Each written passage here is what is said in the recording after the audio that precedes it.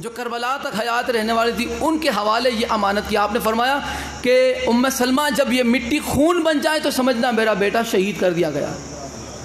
تو یہ جو ازواج ہے ان سبھی جن کا میں نے ذکر ابھی کیا، یہ سب کے سب جنت البقیع میں ان سبھی ازواج کا ایک مقبرہ تھا. اب میں آپ کو ایک منظر دکھانا چاہتا ہوں کہ وہاں پہ کیسی قبریں تھیں، کیسے مزار تھے. اہل سنت میں ایک عالم گزرے ہیں جناب محمد ابن جبیر اندلیسی. یہ جناب جو ہیں ہجری سن 540 میں پیدا ہوئے.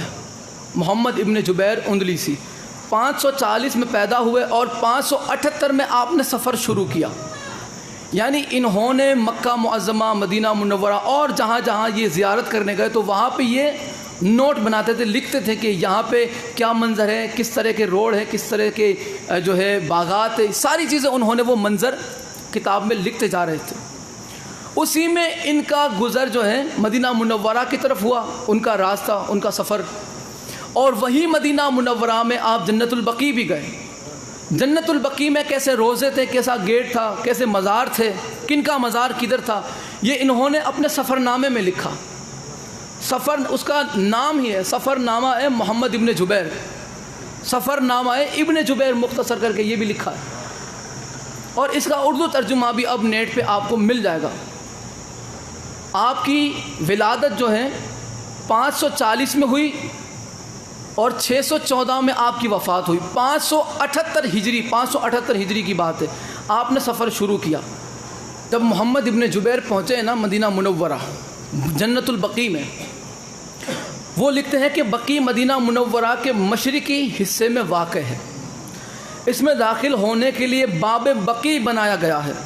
دیکھو وہ منظر آپ کے ذہنوں میں آتا جائے گا. باب بقیع ایک دروازہ تھا، گیٹ. باب بقیع بنایا گیا ہے. دروازے سے اندر داخل ہوتے ہی سب سے پہلے بائیں جانب حضرت پیغمبر اسلام صلی اللہ علیہ وآلہ وسلم کی پھوپھی حضرت صفیہ بنت عبد المطلب کی قبر ہے. داخل ہوتے ہی بائیں جانب.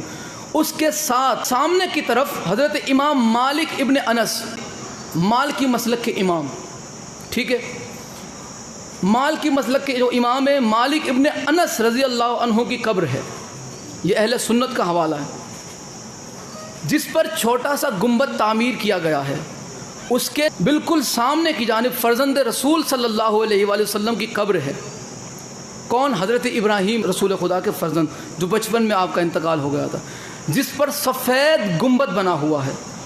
اس کی دائیں جانب حضرت عمر بن خطاب رضی اللہ عنہ کے فرزند عبد الرحمن کی قبر ہے، جو ابو شحمہ کے نام سے مشہور تھے. اور لکھا ہے کہ ان کا انتقال کیسے ہوا کہ اسے اس کے والد نے حد شرعی جاری کرتے ہوئے کوڑے مارے تھے. اب انہوں نے کچھ ایسا کام کیا تھا کہ جس کی وجہ سے انہیں کوڑے مارے گئے تھے، جس کے سبب وہ سخت بیماری کے حالت میں وفات پا گیا تھا. اس کے مد مقابل یعنی بالکل سامنے کی طرف حضرت عقیل بن ابی طالب علیہ السلام اور حضرت عبداللہ بن جعفر بن ابی طالب علیہ السلام کی قبریں ہیں، یعنی ساتھ میں. ان کے سامنے ایک روضہ ہے جس میں ازواج النبی صلی اللہ علیہ وآلہ وسلم کی قبریں ہیں. جیسا کہ میں نے آپ کی خدمت میں عرض کیا تھا کہ سبھی ازواج کے بالکل مقبرے ایک ہی ساتھ بنائے گئے تھے. اور ان کے ساتھ ہی ایک روضہ ہے جس میں حضرت پیغمبر رسول اللہ صلی اللہ علیہ وآلہ وسلم کے چچا جناب عباس بن عبد المطلب کی قبر ہیں. اور حضرت حسن بن علی علیہ السلام، یاد رہے انہوں نے اپنی کتاب میں حسن ابن علی علیہ السلام میں لکھا ہے، حسن بن علی علیہ السلام کی قبر ہے. اب دیکھیں انہوں نے کیا منظر کھینچا ہے کہ جس پر بہت ہی بلند گنبد بنا ہوا ہے. اور جب باب بقیع سے داخل ہو تو دائیں جانب واقع ہے. اس کی ترتیب اس طرح ہے کہ رأس الحسن علیہ السلام عباس بن عبد المطلب رضی اللہ عنہ کے پاؤں کی جانب بنتا ہے، اور ان دونوں کی قبریں سطح زمین سے بلند ہیں، یعنی زمین کے برابر نہیں، زمین سے بہت بلند ہیں، اونچی ہے، جن پر نہایت خوبصورت الواح ہیں، تختیاں ہیں، بہت ہی خوبصورت تختیاں ہیں، جن میں فن تزئین کے کمالات کا مظاہرہ، یعنی کہ بہت خوبصورت اس میں نقاش دورے ہوئے، اور وہ اپنے مخصوص جمال کے ساتھ منفرد ہے. یعنی یہ روضہ سب سے الگ تھلگ ہے، بہت ہی خوبصورت ہے. اسی شکل پر فرزند رسول حضرت ابراہیم علیہ السلام کی قبر ہے. جیسا مقبرہ، جیسا گنبد اور جو ہے روزہ مولا حسن علیہ السلام کا، ویسا ہی رسول خدا کے فرزند حضرت ابراہیم علیہ السلام کا ہے. اس کے ساتھ ایک گھر کے آثار موجود ہے. اب یہ ضروری ایک گھر کے آثار موجود ہے جسے حضرت فاطمہ بنت رسول اللہ صلی اللہ علیہ وآلہ وسلم سے کیا جاتا ہے، اور وہ بیت الحزن ہے. بیت الحزن کے نام سے مشہور ہے، اور کہا جاتا ہے کہ اس گھر میں وہ معظمہ تشریف لاتی تھی اور اپنے پدر بزرگوار کے غم میں یہ گریہ کرتی تھی. یہ وہ گھر تھا کہ جب رسول اللہ صلی اللہ علیہ وآلہ وسلم کے بعد شہزادی گریہ کرتی تھی تو کچھ لوگوں کو تکلیف ہوتی تھی.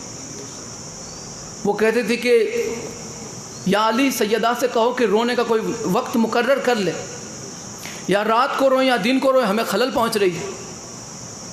سیدہ نے فرمایا کہ یا علی، میرے لیے ایک کمرہ بنا دو کہ میں دور الگ تھلگ روؤں اپنے بابا کے غم میں اور غم منا سکوں، تاکہ انہیں کوئی تکلیف نہ ہو. اس میں ایک بہت ہی باریک نقطہ ہے، میں وضاحت نہیں کروں گا. دیکھیں، 2 گھر 3 گھر 4 گھر چھوڑ کے بعد میں آواز نہیں جائے گی. اتنی زیادہ تکلیف کسی قریب ترین شخص کو ہی ہوگی. اب یہ کن کے گھر تھے؟ اہل بیت کے گھر کے قریب. یہ آپ تاریخ میں پڑھ سکتے ہیں. یہ وہ بیت الحزن ہے کہ جس میں سیدہ گریہ کرتی تھی. اب یہ کہوں تو چلے گا، سب سے پہلا جو عزا خانہ بنا، سب سے پہلی جو امام بارگاہ بنی، وہ بیت الحزن ہے جس میں سیدہ گریہ کرتی تھی اپنے بابا پہ.